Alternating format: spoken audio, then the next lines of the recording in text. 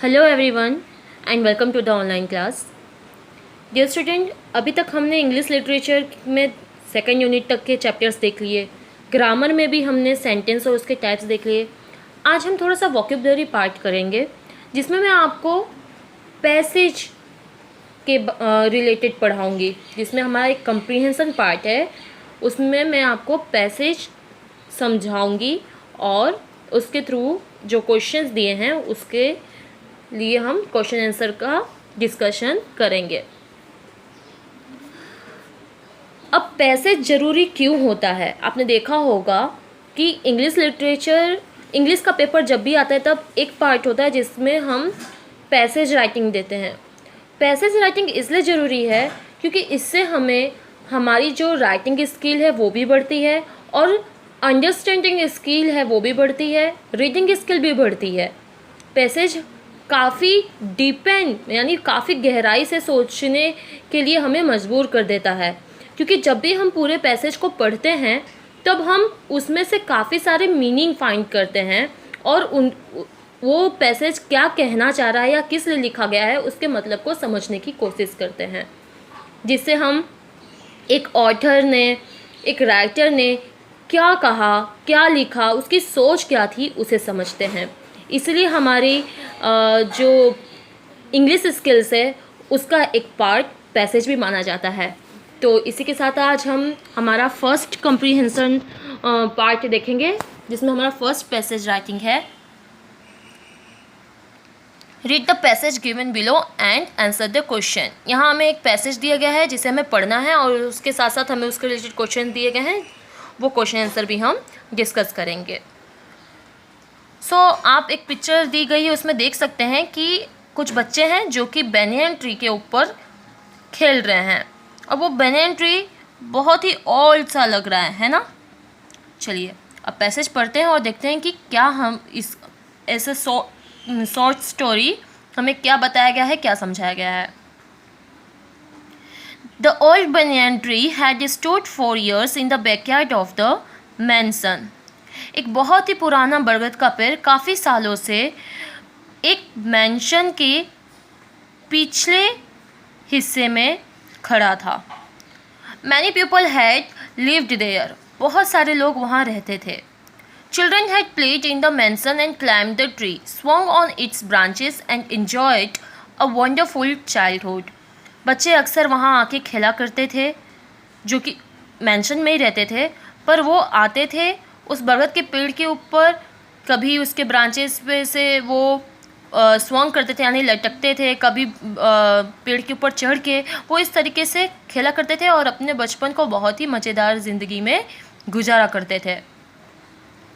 One by one all the children had grown up. धीरे धीरे सारे बच्चे बड़े हो गए। They found jobs in the other cities and went away. फिर वो जैसे ही बड़े हो गए वो दूसरी सिटीज़ में, दूसरे शहर में जाकर उन्होंने नौकरी ढूंढ ली और उस मैंसन को छोड़ के चले गए। The banyan tree was silently watching the deserted mansion now. अब वो बरगद का पेड़ चुपचाप सिर्फ डेजर्टेड मैंसन यानी जहाँ कोई नहीं रहता, तो वीरान सा उसके लिए वो मेंशन अब वीरान सा पड़ गया था, जहाँ सन्नाटा सा छा गया था, तो उस डेजर्टेड मैंसन को देख रहा था। I wonder if anyone will come to live here again, thought the banyan. Perhaps the house and I will simply fade away. उसे अब ये चिंता सताने लगी थी कि आगे चल के अगर फ्यूचर में कोई यहाँ रहने आता है, लेकिन तब तक के लिए ये घर और मैं कहीं खो सा जाऊँगा। ये चिंता और ये दुख उसे सताने लगा। But the next morning a large man in a blue suit came to see the mansion. तभी अगली सुबह एक बड़ा सा आदमी ब्लू सूट पहना हुआ वहाँ आता है और मैंसन को देखता है। He walk through it and then saw the banyan tree. वो वहाँ पूरे मैंसन में घूमता है और जब वो बैकयार्ड में आकर देखता है तो वो देखता है उस बरगद के पेड़ को। I will take it, he told the agent immediately. एक एजेंट से वो बोलता है कि मैं इस मैंसन को खरीदूँगा। For a few weeks workmen came and there was a lot of hammering and painting and polishing. कुछ ही दिन बाद, कुछ ही हफ्तों बाद कुछ कारीगर वहाँ आते हैं और आते ही वहाँ पर जो काम का प्रोसेस होता है, जैसे हैमरिंग यानी खुदाई करना या प्लास्टर करना, हम कैसे घर कहीं पुराने से घर के पास जाएं तो उसे हम वापस रिन्यू कराते, तो वो घर को रिन्यू कराने का जो प्रोसेस होता है उसे शुरू कर देते हैं। Then gardeners came to mow the lawn, trim the hedges and lop the trees. और फिर उसके बाद वहाँ गार्डनर्स आते हैं जो कि बड़े बड़े घास वगैरह जब हो जाते हैं, जहाँ पे काफ़ी सालों से कोई रहता नहीं है, तो वहाँ पे क्या होता है, बहुत सारी घासें जम जाती हैं, थोड़ा सा वो काफ़ी जंगली टाइप का प्लेस हो जाता है, जहाँ पे बहुत सारे बुशेस वगैरह आ जाते हैं और जंगली पेड़ पौधे आ जाते हैं। तो गार्डनर्स आके वहाँ पर उन पेड़ पौधों को काट रहे होते हैं। The banyan was worried about whether he too would be chopped down.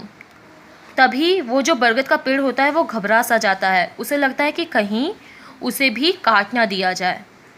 But to his relief, he stood safely in the yard. The large man and his family arrived the next morning. पर उसे तसल्ली और आराम तब मिलता है जब वो ये पाता है कि वो बहुत ही उतनी ही सुरक्षित से उस यार्ड में खड़ा है जैसा कि पहले खड़ा था। अगले दिन सुबह वो लार्ज मैन, वो बड़ा सा आदमी और उसके परिवार वाले वहाँ आते हैं। The sounds of voice and running feet filled the house.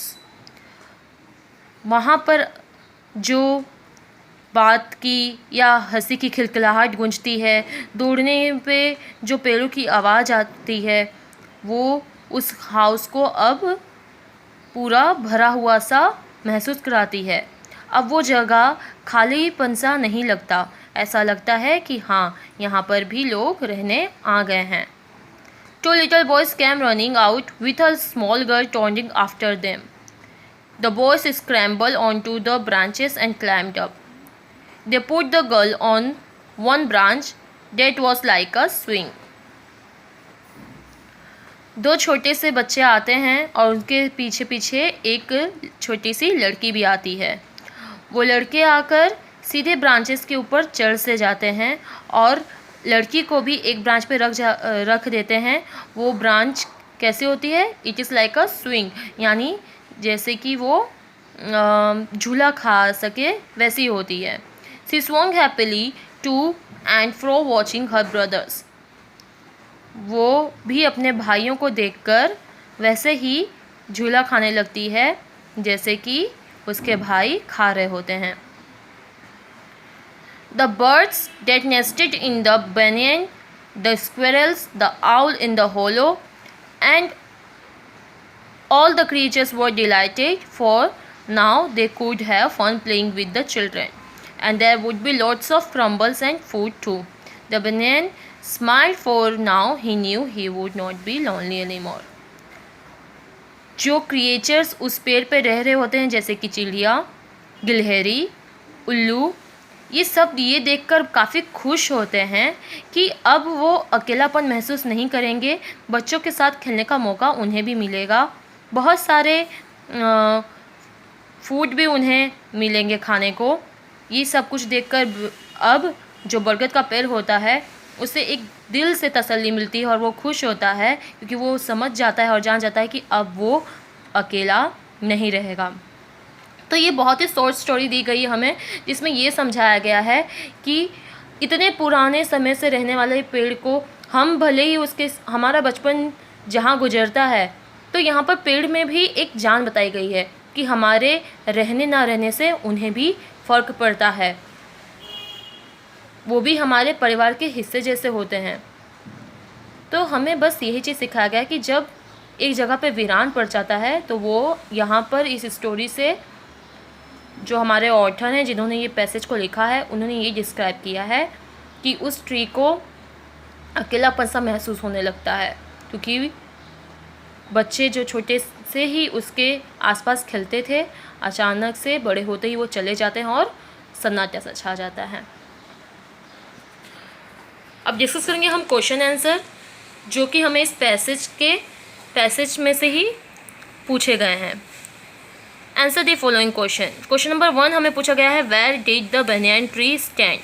जो बनियान यानी जो बरगद का पेड़ था वो कहाँ खड़ा था। So the old banyan tree stood for years in the backyard of the mansion. हमने स्टोरी में देखा कि जो वो पुराना सा बरगद का पेड़ था वो कहाँ खड़ा था, तो मैंसन के पीछे वाले हिस्से में वो काफ़ी समय से खड़ा था। Question number 2, what did the banyan tree wonder. Question number 2 में हमसे पूछा गया है कि बरगद का पेड़ क्यों परेशान था। So the banyan tree was wonder of getting fade away. वो इसलिए परेशान था क्योंकि वो लुप्त सा हो जाएगा। जब कोई भी वहाँ पर रहने आएगा तो उसे वो देख नहीं पाएगा। वो वापस, उसे ये लग रहा था कि वो वापस से वही बच्चों की खिलखिलाहट, हंसी, लोगों का रहना, पेड़ों की आवाज़, ये सब महसूस नहीं कर पाएगा, इसलिए वो परेशान सा था। Question number 3, who came to live in the mansion. Mansion में कौन रहने आता है। So large man and his family came to live in the mansion. एक बड़ा सा आदमी और उसके परिवार वाले वहाँ उस मैंशन में रहने आते हैं। Question number 4, name 3 creature that lived in the banyan tree. ऐसे कौन से 3 क्रिएचर यानी जानवर थे जो कि बरगद के पेड़ पर रह रहे थे। तो हमने देखा इस पैसेज की स्टोरी में कि बर्ड्स, स्क्वारल, आउल यानी चिड़िया, पक्षी, गिलहरी और उल्लू जो था, वो 3 ऐसे जानवर थे जो पेड़ के ऊपर रह रहे थे। वो 3 ही ऐसे क्रिएचर थे। Question number 5, why was the banyan tree happy. क्या होता है कि बरगद का पेड़ अब खुश सा हो जाता है। तो वो खुश क्यों हो जाता है। The banyan tree was happy because he knew that he would not be lonely any more. वो खुश इसलिए हो जाता है क्योंकि उसे अब ये महसूस हो जाता है, अब वो समझ जाता है और उसे ये जान पड़ जाता है कि वो अब आगे चलकर अकेले नहीं रहेगा। यहाँ पे फिलिंग द ब्लैंक्स दिया गया है हमें विथ अ ऑप्शन। तो जो क्वेश्चन पूछा गया उसका जो करेक्ट ऑप्शन है वो हमें इस दी गई गैप में फिल करना है। Question number 1, the old banyan tree had stood for years. So कितने टाइम से वो बनियान ट्री खड़ा था, कहाँ पे खड़ा था। सो इन द गार्डन, क्या वो गार्डन में खड़ा था, नहीं। इन the backyard of the mention, क्या वो मैंशन के पिछले ग्राउंड में खड़ा था। सो ये आंसर सही है, इसलिए हम बी जो हमारा करेक्ट ऑप्शन है उस पर टिक करेंगे और यहाँ पर फिल करेंगे। Question number 3, the children had grown up and found. जब बच्चे बड़े हो जाते हैं तो वो क्या ढूंढ लेते हैं। तो job in other cities, the mention boring, the town backward.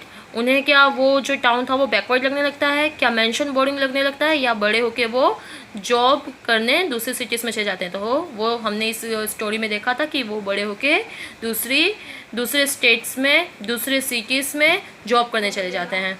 Question number 3, they put the little girl on one branch. जो बच्चे होते हैं, जो 2 लड़के आते हैं, वो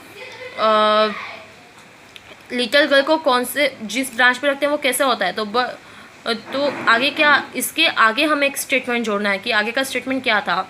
सो but she was scared, that was like a swing and she fell off. वो गिर जाती है या वो डर सी जाती है, या तो वो उस पर स्विंग यानी जिससे वो लहरा रही हो वैसे लहराने लगती है, जैसे हम झूले झूलते वक्त लहराते हैं। तो हमारा आंसर आएगा बी। क्वेश्चन नंबर सी में दिया गया है, write 3 sentences about a tree in और नियर योर हाउस और school that you like very much. 3 sentence लिखने हैं उस ट्री के बारे में जो आपके घर के पास या स्कूल में काफ़ी समय से रह रहे हैं और जिन्हें आप बहुत ज़्यादा पसंद करते हैं। ये आप खुद से करेंगे।